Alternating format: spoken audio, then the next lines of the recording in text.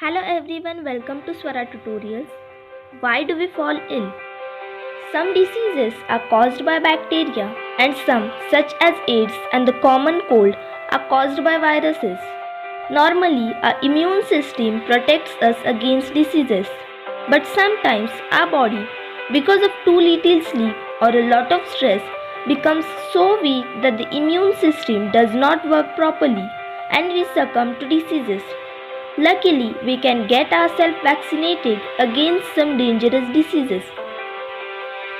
Why do we cough and sneeze when we have a cold?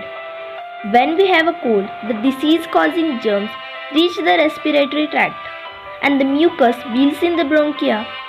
These are the branches of the air pipe that go inside the lungs. The body tries to get rid of this mucus by coughing vigorously and throwing the disease causing germs out of the lungs along with air. The same thing happens when we sneeze. The nasal mucus is stimulated and the nose starts to tingle. We have to sneeze, and in this case too, the germs are thrown outside forcefully.